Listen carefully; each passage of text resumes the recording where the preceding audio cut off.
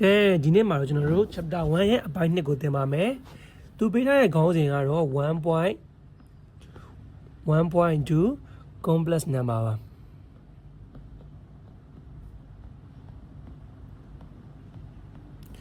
ဒီ complex number ဆိုတာဘာလဲဆိုရင်ကျွန်တော်တို့ကနေပြီးတော့ကိန်းစစ်နဲ့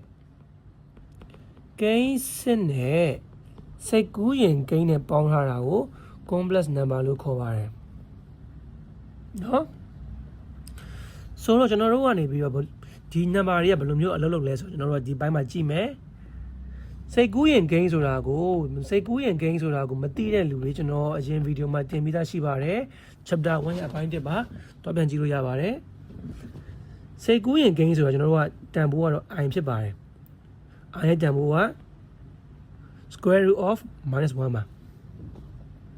ဟုတ်ပြီနော်ဆိုတော့ကျွန်တော်တို့ကဒီကိန်းစစ်နဲ့စိတ်ကူးရင်ကိန်းဘယ်လိုပေါင်းမလဲဒီဖတ်စာအုပ်မှာပေးထားတဲ့ဥပမာရှိပါတယ်သူရေးထားတာကတော့ h1 plus y1 i မှာဒီ h1 plus y1 i ဆိုတဲ့နေရာမှာကျွန်တော်တို့က h1 ဆိုတာကတော့ကိန်းစစ်ပါ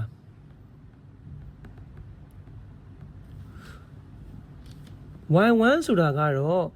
i ရဲ့မြောက်ဖော်ကိန်းမှာစိတ်ကူးရင်ကိန်းမြောက်ဖော်ကိန်းမှာ i ရဲ့မြောက်ဖော်ကိန်းဟုတ်ပြီနော်ဆိုတော့ကျွန်တော်တို့အနေနဲ့ဒီ i ကတော့စိတ်ကူးရင်ကိန်းပါ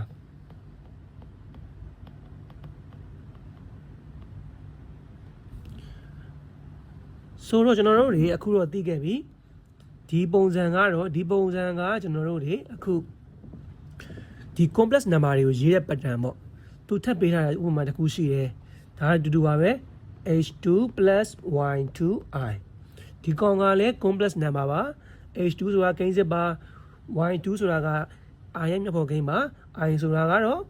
စိတ်ကူးရင် number ဟုတ်ပြီနော်စိတ်ကူးရင်ကိန်းပါဆိုတော့ကျွန်တော်တို့တွေဒီ complex number တွေအကြောင်းသိရပြီဆိုရင်ကျွန်တော်တို့ complex number တွေရဲ့ပေါင်းခြင်းကိုအရင်သင်မယ်ပေါင်းခြင်းဆိုရင်ဘယ်လိုပေါင်းခြင်းဖြစ်မလဲဆိုတော့ဒီနှစ်ခုပြောရရင်တော့ဗျာသူပေးထားတဲ့ဥပမာတိုင်းဆိုရင် h1 plus h2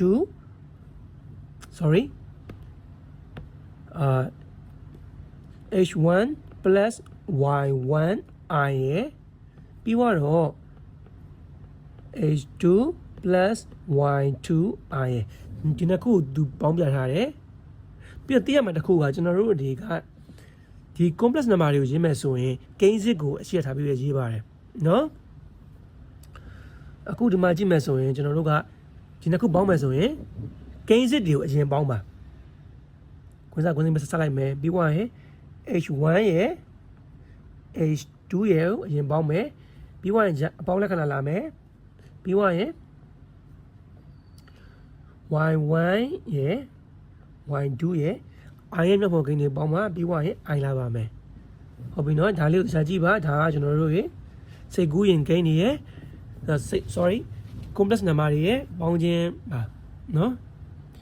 ကျွန်တော်တို့ဥပမာထပ်ပေးမယ်ဆိုရင်ကျွန်တော်တို့ကဒီလိုရေးမယ်ဒီ h1 เนี่ยမှာကျွန်တော်က2ထည့်လိုက်မယ်2 plus 3i plus 5 plus 4i နှစ်ခုပေါင်းကြည့်မယ်အရင်ဆုံးဥပမာအနေနဲ့ကျွန်တော်တို့အရင်ဆုံး h1 ရဲ့ h2 ရဲ့အရင်ပေါင်းပါဒီမှာက h1 ဒီမှာ h2 ဟုတ်ပြီနော်ဒီမှာ2 plus 5ပြီးရင်အပေါင်းလာပါမယ်ပြီးွားရင်3ပြီးွားရင်3မှာ i မရေးဘူးတော့ကျွန်တော်မှားပါလို့ sorry ပါပြီးွားရင်3 plus 4ပြီးမှ i လာမယ်ဖြေပါရမလဲ7 plus 7 i ရမယ်ကဲနောက်ဥပမာတစ်ခုထပ်လုပ်ကြည့်မယ်6 plus i plus 9 plus 2i ဒီကောင်တော့ကြည့်မယ်ဒီကောင်မှာကျွန်တော်တို့ပုံမှန်တိုင်းမဲ့6က9ရဲ့အရင်ပေါင်းမယ်6 plus 9 6 plus 9 plus ပြီးွားရင် i ဆိုတာက1ဟုတ်ပြီနော်ဒီမှာ1ရှိတယ်နော်ဒီအရှင်းမှာကျွန်တော်တို့ကအမြဲ1ရှိပါတယ်ဆိုတော့1 plus 2ပြီးတော့ i လာမယ် ဒီမှာက15ရပါတယ်ပြီးသွားရင်ဒီကောင်က3ရပါတယ်ဒီကောင်နားလည်ပြီနော်ဆိုရင်ကျွန်တော်တို့ကနေပြီးတော့နားလည်ပြီဆိုရင်ကျွန်တော်တို့ကဒီ complex number ရဲ့မြောက်ချင်းကိုရင်သွားပါမယ်မြောက်ချင်းမှာဒီမှာ h1 ရှိမယ် y1 ရှိမယ်ပြီးသွားရင် i ရှိမယ်ပြီးသွားရင်ဒီနောက်တစ်ခွင်းကတော့ h2 plus y2 i ဟုတ်ပြီနော်ကျွန်တော်တို့ဒီ equation ကိုကျွန်တော်ရှင်းမယ်ဆိုရင်မြောက်မယ်ဆိုရင်အရင်တုန်းကသင်ခဲ့တဲ့အတိုင်းပဲအရှေ့ကွင်းရဲ့အရှေ့ကွင်းရဲ့အရှေ့ကိန်းနဲ့အနောက်ကွင်းရဲ့အရှေ့ကိန်းနဲ့ကိုအရင်မြောက်ပါတယ်ဆိုတော့ဘာရမလဲ h1 h2 ရပါတယ်ပြီးသွားရင်ကျွန်တော်တို့ကအရှေ့ကွင်းရဲ့အရှေ့ကိန်းနဲ့အနောက်ကွင်းရဲ့အနောက်ကိန်းကိုမြောက်ပါမယ်ထပ်ပြီးတော့အပေါင်းဆိုင်မလို့အပေါင်းပါမြောက်မလို့အပေါင်းပါပြီးသွားရင်ကျွန်တော်တို့ကနေပြီးတော့ h1 y2 i ကိုရပါတယ်ပြီးသွားရင်ကျွန်တော်တို့ကအရှေ့ကွင်းရဲ့ဒုတိယဂိမ်းနဲ့အနောက်ကွင်းရဲ့ပထမဂိမ်းကိုအရင်မြောက်ပါမယ်เนาะဒီမှာဒီလိုကြည့်လိုက်ပို့ရှင်းမယ်ဒါကိုရင်မြောက်ပါမယ်အပေါင်းမလို့အပေါင်းပါဒီမှာရမယ့်ဟာက h2 y1 i ရပါမယ်ဟုတ်ပြီเนาะပြီးသွားရင်ကျွန်တော်တို့ကအရှေ့ကွင်းရဲ့ဒုတိယဂိမ်းနဲ့ဒီအနောက်ကွင်းရဲ့ဒုတိယဂိမ်းနဲ့မြတ်ပါမယ်။ဘာရမလဲ။အပေါင်းမလို့အပေါင်းမှာ y1 y2 ပြီးသွားရင် i ချင်းမြောက်တော့ဘာရမလဲ i square ကျွန်တော်တို့ကဒီ equation ကြီးကိုကျွန်တော်တို့ကနေပြီးတော့ပြန်ရှင်းမယ်ဆိုရင်ဘယ်လိုရမလဲဆိုတော့ h1 h2 plus ဒီမှာကကျွန်တော်တို့ရေ i ကိုဘုံထုတ်လို့ရတယ်တွေ့လားမသိဘူး i က2နေတယ်ဆိုတော့ကျွန်တော်တို့ i ကိုဘုံထုတ်မယ် h1 y2 plus h2 y1 ပြီးရင် i လာမယ် i ကိုထုတ်လိုက်တယ်ဆိုတော့เนาะပြီးသွားရင်အပေါင်းလာပါမယ်ပြီးသွားရင်ဒီမှာက i square ရထားပါတယ်ဒီ i square ဆိုတာကကျွန်တော်တို့တွေသင်ခဲ့တဲ့ i ရဲ့တန်ဖိုးကဘယ်လောက်လဲ i equal square root of -1 right ဆိုတော့ကျွန်တော်တို့ကဒီကောင်ကို square တင်မယ်ဆိုရင် square root ပြုတ်သွားမယ်เนาะပြီးရင်ဘာရမလဲဆိုတော့ i square equal -1 ရပါမယ်ဆိုတော့ -1 ကိုအရှေ့ပို့လိုက်မယ်-1ကဂိမ်းစစ်ဖြစ်သွားပါပြီဂိမ်းစစ်ကိုဂိမ်းမဟုတ်တော့ဘူးเนาะ-1ကဂိမ်းစစ်ဖြစ်သွားပြီဒီဂိမ်းစစ်ကိုကျွန်တော်တို့အရှေ့ပို့ရမယ်ဆိုတော့ဒီလက္ခဏာကအပေါင်းမဟုတ်တော့ပါဘူးဒီလက္ခဏာကအနှုတ်ဖြစ်သွားပြီအနှုတ်เนาะ sorry ဖြစ်သွားလို့ y1 i ပြီးတော့ဒီကောင်ကခုနဒီအနှုတ်1ကိုအရှေ့ပို့လိုက်ကိုအနှုတ်ရပါတယ်ပြီးတော့ y1 y2 ပါကဲဒါကကျွန်တော်တို့စိတ်ကူးရင်ဂိမ်းစစ်တွေပေါင်းထားတဲ့ complex number ရဲ့မြောက်ချင်းပါเนาะဒါလေးကိုရမယ်ဆိုရင်ကျွန်တော်တို့ကဒီပုံစံတွက်ပါမယ်ပုံစံတစ်ခုကတော့ကျွန်တော်တို့3 plus 2i အမြောက်5 plus i ဒီကောရဲ့အဖြေဘာရမလဲကျွန်တော်ခုနကပုံစံတိုင်းမှာပြန်တွက်မယ်3ရဲ့5ရဲ့ရင်မြောက်မယ်ဘာရမလဲ3ကလီ15ပါပြီးသွားရင်အပေါင်းရေးပါမယ်အပေါင်းမလို့ပြီးရင်3နဲ့ i နဲ့မြောက်မယ်ဆိုဘာရမလဲ 3i ရပါတယ်ပြီးသွားရင် 2i နဲ့5နဲ့မြောက်မယ်ဆိုဘာရမလဲဆိုတော့ 10i မှာ5နဲ့လီ30 2 5လီ30ဟုတ်ပြီနော်ပြီးသွားရင် 2i နဲ့ i နဲ့မြောက်မယ်ဆိုရင်ဘာရမလဲဆိုတော့ plus 2i square ပါဒီကောင်ကျွန်တော်ရှင်းမယ်ဆိုရင်ဘာရမလဲ15အပေါင်း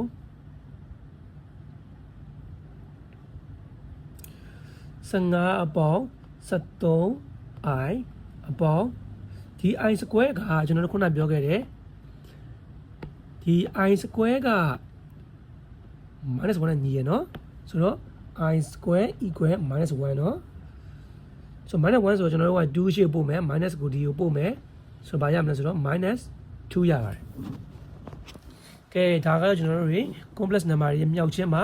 ကျွန်တော်ပို့ဆက်တဲ့ပုံထပ်ပေးပါမယ်အဲ့ဒါကိုယ့်ဘာကိုတွက်ကြည့်ပါ6 plus 13i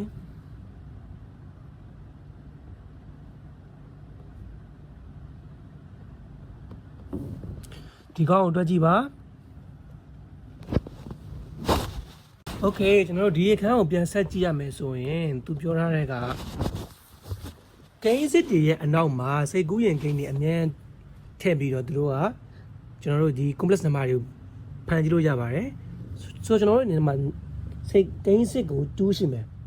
ဟုတ်ပြီနော်2ဆိုတာကကိန်းစစ်ဖြစ်တယ်နော်ဒီ2ကိုကျွန်တော် complex number ဖြစ်အောင်ဘယ်လိုရေးမလဲဆိုတော့2 0i ဟုတ်ပြီလားကျွန်တော်တို့ကဒီအတွဲလေးကိုကျွန်တော်တို့ 0i ဆိုတာလေးကိုကျွန်တော်တို့ကဖန်တီးလိုက်တာပါကျွန်တော်တို့ကဘာလဲဆိုတော့0ရဲ့တန်ဖိုးက0ဆိုတော့ကျွန်တော်တို့ကနေပြီးတော့2.0ဆိုတဲ့ဒီ complex number ကိုရပါတယ်ဟုတ်ပြီနော်ကျွန်တော်တို့တွေပြောမှဆိုရင်ကျွန်တော်ပုံမှန် equation တစ်ခုကိုပဲကျွန်တော်တို့နေဒီ complex number တွေထည့်ပြီးတော့တွက်လို့ရပါတယ်ဆိုတော့ကျွန်တော်တို့တွေ2 + 2ကဘယ်လောက်ရလဲ4ရရမလားအကုန်သိရ4ရမယ်ဒါပေမဲ့ဒီကောင်ကိုကျွန်တော်တို့က complex number အပေါင်းချင်းနဲ့ထည့်လိုက်ပါမယ်2ကို complex number လုံးမှဆိုဘယ်လိုလုပ်မလဲ 2.0 ဟုတ်ပြီနော်အနောက်က2ကိုလည်းဘယ်လိုလုပ်မလဲဆိုတော့ 2.0 ပဲဒါကကျွန်တော်ကိန်းစစ်တွေကို complex number ဖန်တီးနည်းပေါ့ကိန်းစစ်တွေကို complex number အဖြစ်ပြောင်းနည်းကျွန်တော်ခုနပြောခဲ့သလိုမျိုးပဲဒီ2ရဲ့2ရဲ့အရင်ပေါင်းပါတယ်4ရပါတယ်ပြီးတော့0ရဲ့0ရဲ့ပေါင်းပါတယ်ဘယ်လောက်ရလဲ0ပါ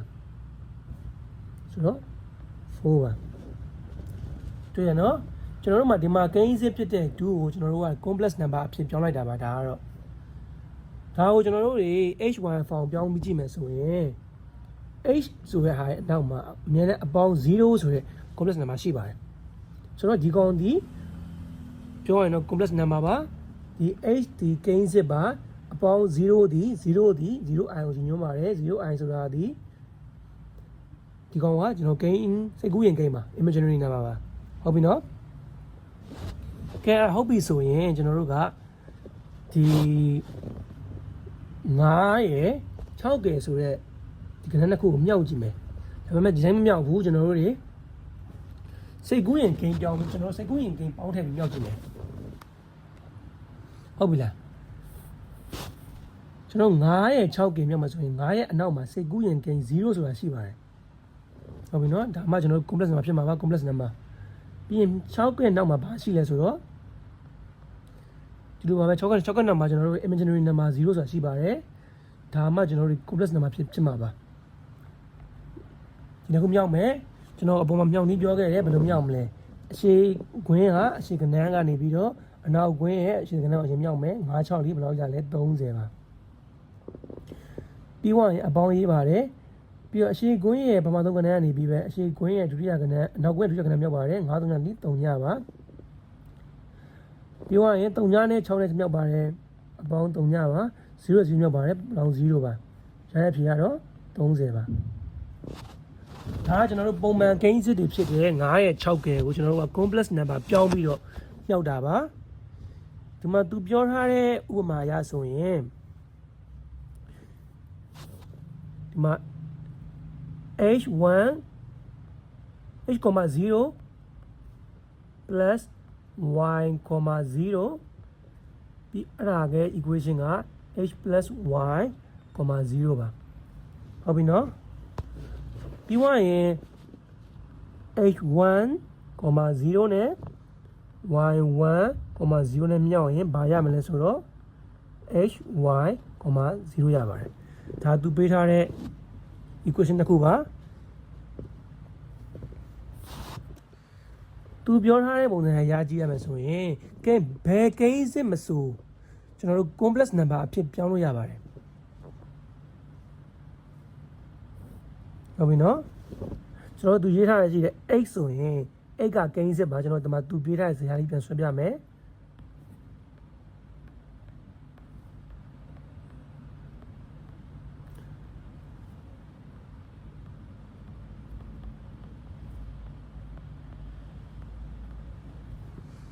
သူပေးထားတဲ့ဇာတ်ရဲ့မှာကကျွန်တော် x ဆိုတာကိန်းစစ်ပါ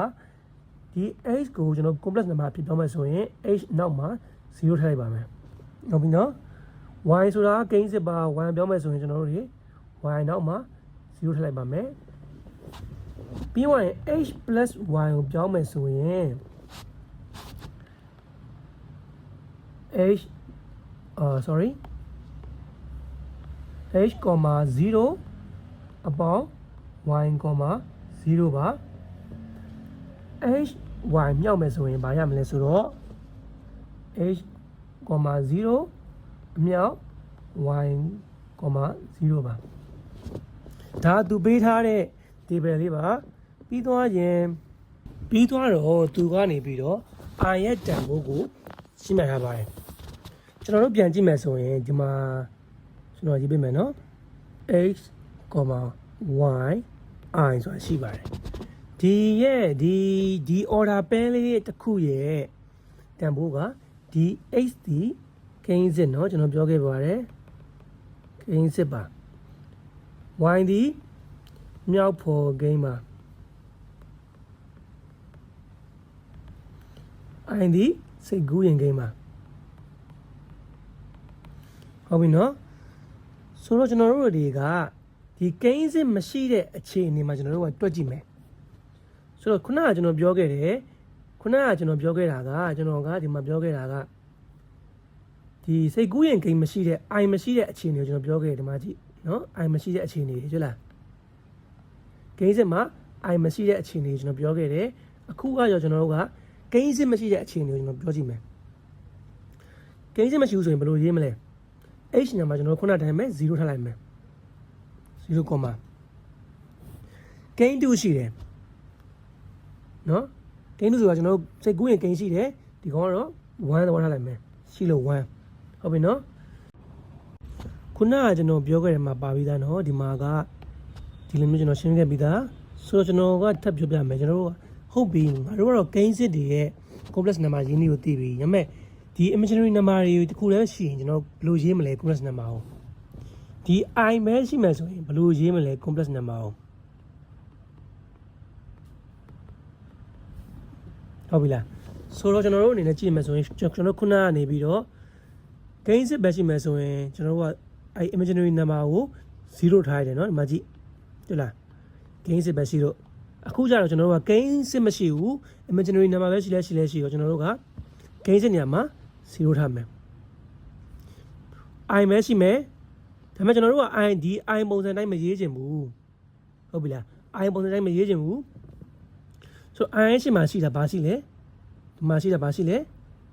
1ရှိတယ်ဟုတ်ပြီနော် i ဆိုရင်မြောက်ဘက်ကအမြဲတမ်း1ရှိတယ်ဆိုတော့ဒီကောင်ကတော့ i ရဲ့တန်ဖိုးကိုရပြီ i equal နော် i equal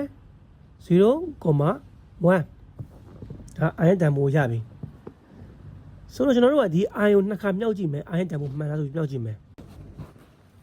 ဆိုတော့ကျွန်တော်တို့က i ရဲ့တန်ဖိုးက i square ဆိုရင်ဘယ်လောက်ရမလဲကျွန်တော်သိချင်တယ်အဲ့ဒါကျွန်တော်မြောက်ကြည့်ကြမယ်ဟုတ်ပြီနော် i ကိုနှစ်ခါမြောက်ရင်0နဲ့0နဲ့မြောက်ရင်ဘာရမလဲဆိုတော့ရမှာ0ပါ0နဲ့ 1i နဲ့မြောက်မယ်ဆိုရင်ဘာရမလဲအဲ့ဒါလည်းရမှာ0ပါဟုတ်ပြီနော် 1i နဲ့0နဲ့မြောက်ရင်ဘာရမှာလဲ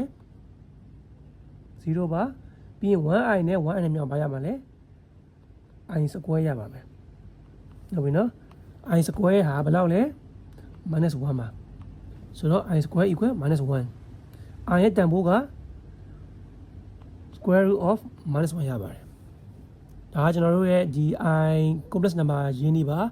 imaginary number ကိုသုံးပြီးတော့ complex number ရင်းနှီးပါပြောရင်စိတ်ကူးရင် gain ကိုကျွန်တော်တို့က complex number ပြောင်းနှီးပါ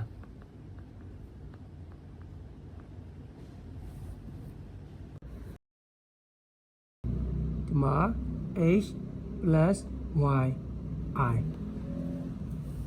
ကျွန်တော်တို့ရဲ့ h ဆိုတဲ့ဟာကဘာလဲဆိုတော့ကျွန်တော်တို့က hk complex number ကဘာလဲ h, 0ပြီးပါလာမယ်အပေါင်းလာမယ်ပြီးသွားရင် y ရဲ့ complex number ကဘာလဲ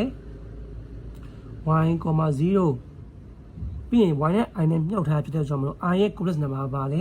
0,1 ဟုတ်ပြီလားပြီးသွားရင်ကျွန်တော်တို့ကဒီတိုင်းပြန်ရေးမယ် h, 0ကတက်ရေးမယ်ပြီးသွားရင်ဒီနှစ်ကွင်းမြောက်ကြည့်မယ် y 0ရဲ့မြောက်ဘာရမလဲ0ဟုတ်ပြီနော် y ရဲ့ 1 မြောက်ရင်ဘာရမလဲ y ရမယ်ပြီးသွားရင် 0ရဲ့0ရဲ့မြောက်ရင်0ရမယ်ပြီးသွားရင်0ရဲ့1ရဲ့မြောက်ရင်ဘာရမလဲ0ရမယ်ဆိုတော့ h, 0 plus y, 0ဆိုတော့ h plus y i က h plus y နဲ့ပဲတူပါတယ်ဒါသူပေးထားတဲ့ equation မှာကျွန်တော်ဒါလေးကိုပြန်တွက်ပြတာပါဟုတ်ပြီနော်